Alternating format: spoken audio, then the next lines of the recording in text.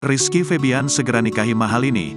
Tanggal pernikahan sudah ditentukan, Sule singgung beda agama.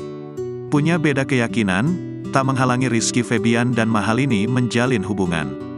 Bahkan keduanya akan segera menuju ke arah yang lebih serius.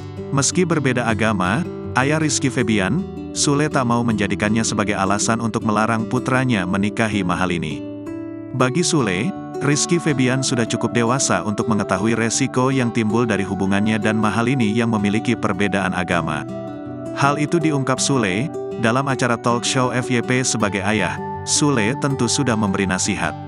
Itu udah tahu, Iki juga udah tahu, kita juga udah berbicara bareng.